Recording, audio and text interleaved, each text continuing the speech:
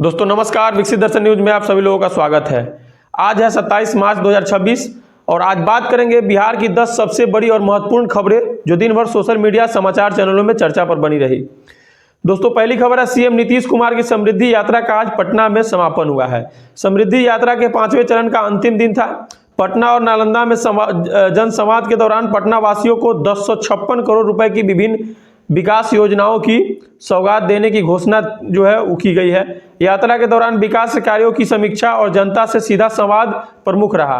दोस्तों अब आते हैं दूसरी खबर की ओर। नीतीश कुमार के राज्यसभा जाने और अगले मुख्यमंत्री को लेकर के सियासी अटकलें तेज हो चुकी है।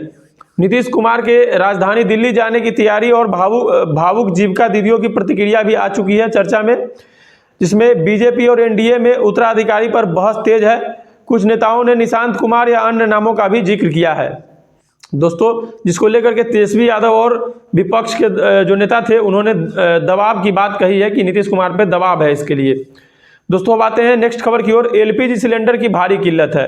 ईरान इजरायल तनाव के कारण गैस सप्लाई प्रभावित है। बिहार में बुकिंग के बाद 30 से 35 दिन तक का इंतजार करना पड़ रहा है लोगों को। किशनगंज समेत कई जगहों पर कांग्रेस कार्यकर्ताओं ने विरोध प्रदर्शन किया और पीएम मोदी का पुतला फूंका। दोस्तों होटल ढाबों पर भी इसका मतलब जबरदस्त असर देखने को मिल रहा है। दोस्तों अब आते हैं अगली खबर की ओर। बिहार पुलिस में कांस्टेबल ऑपरेटर भर्ती 963 पदों के लिए ऑनलाइन आवेदन की अंतिम तिथि नजदीक आ चुकी है और आपको बता दें कि 31 मार्च तक लास्ट डेट है। युवाओं में चर्चा है कि CSBC पोर्टल पर आवेदन जारी है। पुलिस भर्ती कैलेंडर 2026 के तहत अन्य पदों की भी प्रक्रिया चल रही है।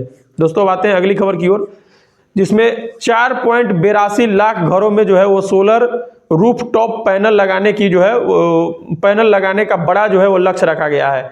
गरीब परिवारों को मुफ्त या सब्सिडी पर सोलर पैनल बिजली बिल कम करने और ऊर्जा संकट दूर करने की योजना पर जोर है। पीएम सूर्य घर योजना के तहत मॉडल जो है सोलर विजिलेंस बनाने का ऐलान भी है। दोस्तों अब आते हैं अगली खबर की ओर। बिहार बोर्ड इंटरमीडिएट कंपार्टमेंटल परीक्षा जो है वो 2 अप्रैल तक आवेदन की अंतिम तिथि है। मैट्रिक रिजल्ट 28 मार्च तक आने की संभावना है। वेरिफिकेशन प्रक्रिया लगभग पूरी हो चुकी है, तो छात्रों में काफ़ी उत्सुकता है इसको लेकर के। अब आते हैं अगली खबर की ओर। मौसम अलर्ट 27 मार्च को बिहार के कई जिलों में आंधी तूफान बारिश और ठंडी हवाओं की चेतावनी है। बिजली गिरने का भी खतरा है। प्रशासन अलर्ट पर है। लोगों को खुले में न जाने की सलाह दी जा रही है। दोस्तों अब आते हैं अगली खबर की ओर।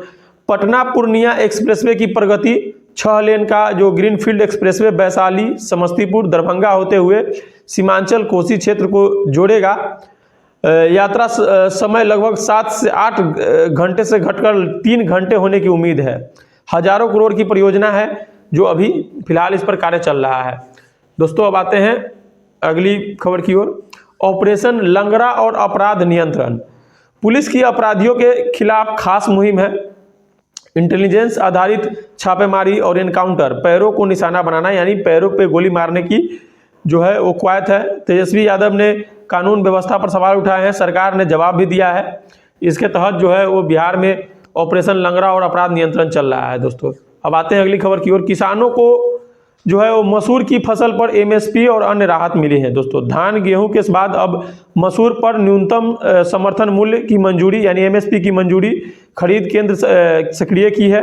साथ ही बिजली के नए टाइम ऑफ डे टैरिफ नियम लागू होने वाला है। दिन में बिजली जो है वो सस्ता रहेगा, रात में महंगा होगा, जो लागू होने से चर्चा में है।